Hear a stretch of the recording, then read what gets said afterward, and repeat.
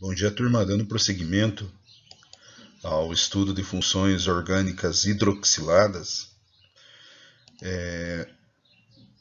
Na aula anterior, que a gente estava vendo álcoois, faltou a chamada nomenclatura usual ou semissistemática.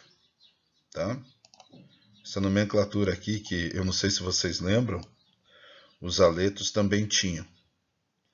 Aquela forma que a gente aprendeu anteriormente é a nomenclatura IUPAC, né? É a nomenclatura oficial.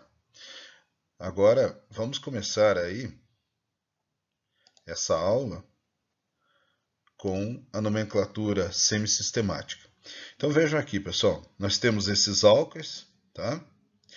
Esses álcoois aqui, pela nomenclatura IUPAC oficial, né? Um átomo de carbono, simples ligação AN, função orgânica hidroxilaol, metanol, etanol, né? Como já foi visto anteriormente. O que é a nomenclatura semissistemática, ou chamada nomenclatura usual? É aquela nomenclatura que serve só para grupos de carbonos que têm uma hidroxila.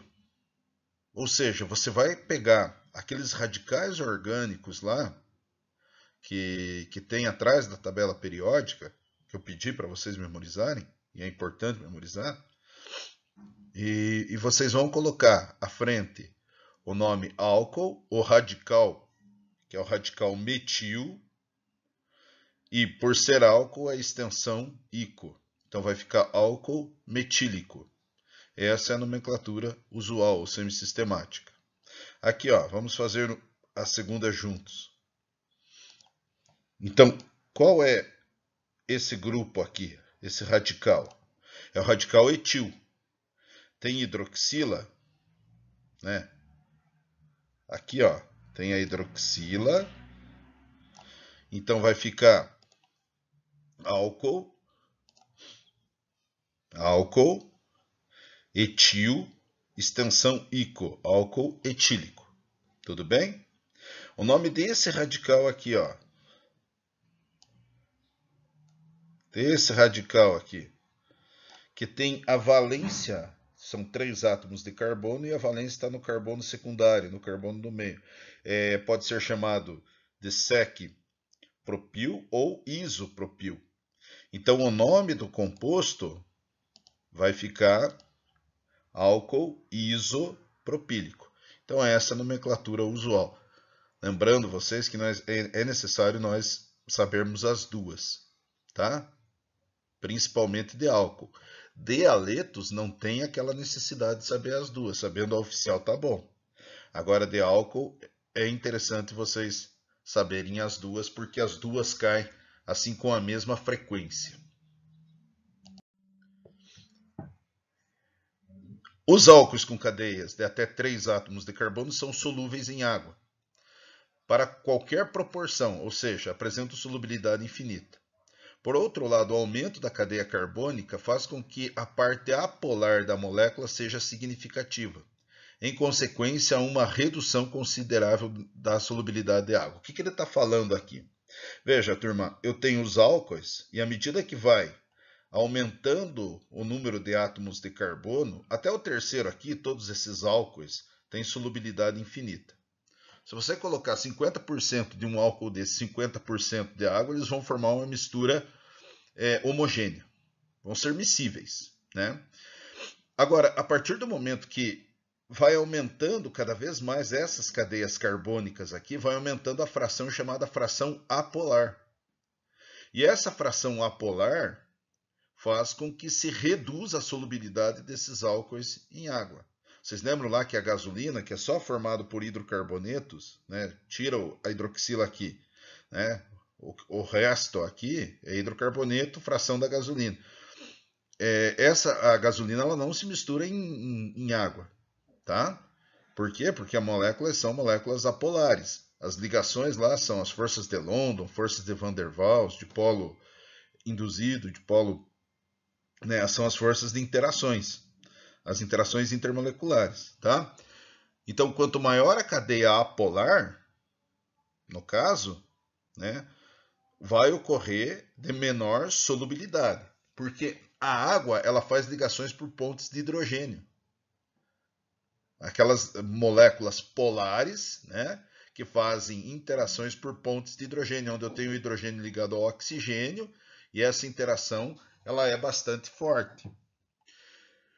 As frações apolares, elas fazem interações por forças de London ou van der Waals, que são moléculas apolares. Então, essa molécula apolar, ela não consegue fazer interação com essa fração polar aqui, tá? Por isso que não se mistura. Se vocês observarem aqui no butanol, nós temos 4 átomos de carbono, essa é a sua fração apolar. A hidroxila é a fração polar. Percebam que 1,1 grama de butanol é que consegue dissolver em 100 gramas de água. Se você colocar 5 gramas, 1,1 grama vai dissolver, 3,9 gramas não vai dissolver. Tá? Vai formar um sistema heterogêneo por causa dessas interações.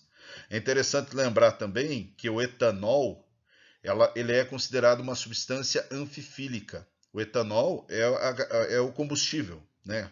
Ou o álcool presente na gasolina também, o álcool etílico. Tá? No caso do etanol, ele se mistura tanto em gasolina quanto em água. A gasolina é apolar, ele tem uma fração apolar aqui, ó. Essa fração apolar faz com que ele consiga se misturar na gasolina.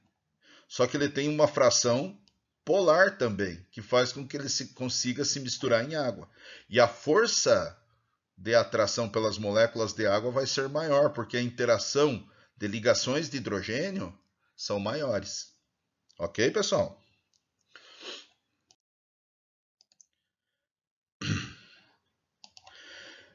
Nesse quadro aqui, nós estamos vendo o seguinte. Quanto mais intensas forem as ligações intermoleculares, mais alto será o ponto de ebulição. Então aqui nós temos número de átomos de carbono, 2, 3. O composto orgânico ele está relacionando etano e etanol, propano e propanol. Tá? Vejam, pessoal, que aqui em cima eu tenho um hidrocarboneto, o etano e o hidrocarboneto. Qual que é a interação? Dipolo instantâneo e dipolo induzido. O etanol, a diferença do etano é que entrou a hidroxila.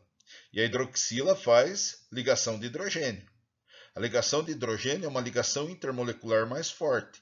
Observem a alternância na variação no ponto de ebulição.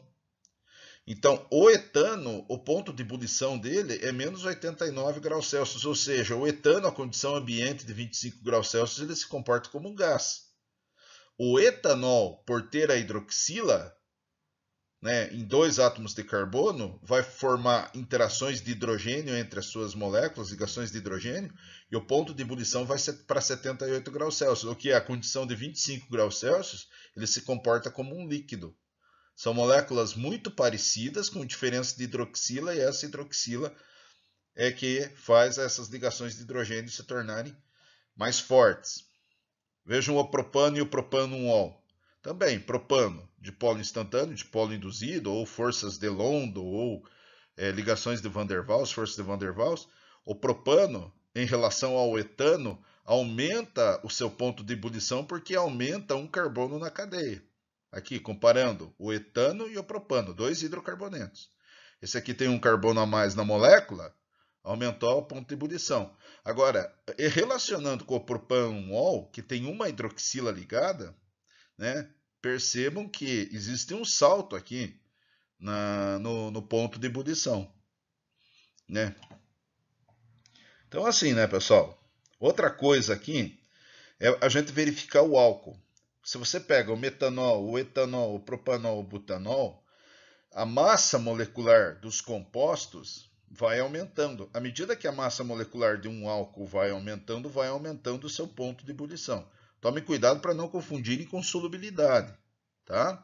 Então é só o ponto de ebulição, é só a passagem do estado líquido para o estado gasoso. Aumentou a massa molar, tá? Aumenta o ponto de ebulição.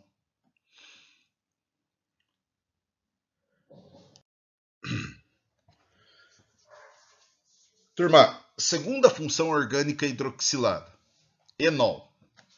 O que é um enol? Enol é quando a gente tem essa situação aqui, ó. A hidroxila ligada a um carbono com dupla ligação. Tá? Apareceu isso? É um enol. Nomenclatura semelhante a de álcool. Tá? Semelhante a de álcool e de fenol. Os compostos enólicos são altamente instáveis. O que isso significa? Ele é tão instável que quando você tem um enol, a condição ambiente ele muda, ele se transmuta em outro elemento químico. No caso aqui a gente tem um aldeído, e esse aldeído aqui virou um enol. Mas ele vai se transmutar novamente numa cetona. Ele é muito instável, o enol. O enol ele pode se transmutar em aldeído ou pode se transformar em cetona, de mesma massa molecular, de mesmo peso molecular. Esse fenômeno aqui se chama tautomeria. E esse assunto de tautomeria nós iremos ver em isomeria, tá?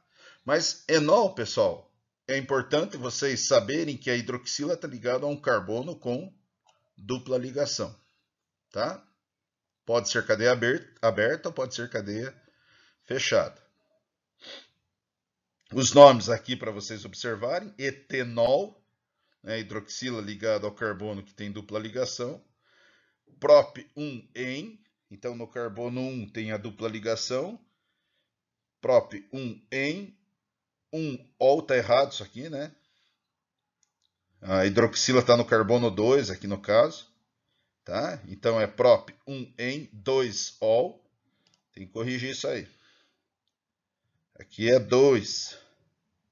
Arrume lá na apostila.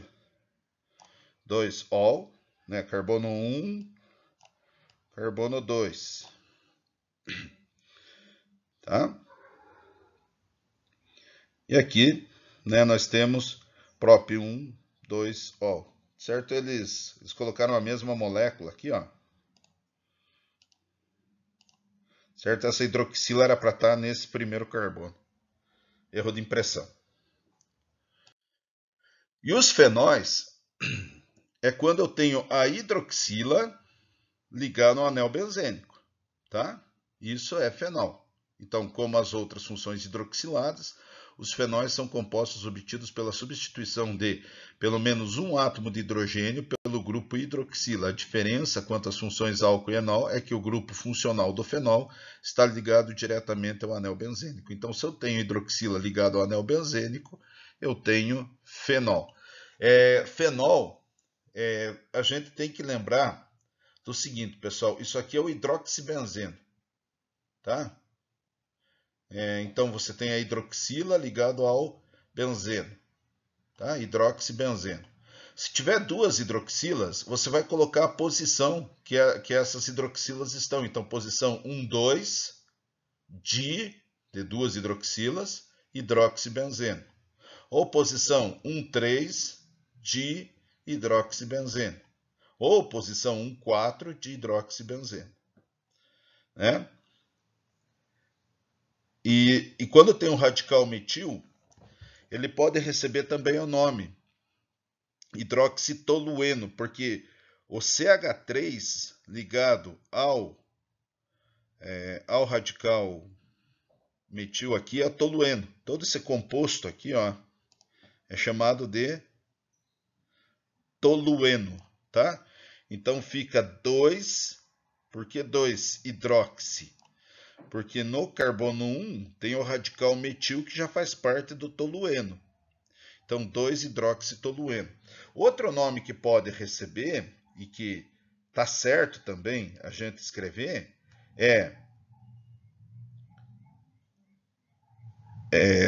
2-metil, desculpe, porque escrever com mouse é um horror. 1-hidroxi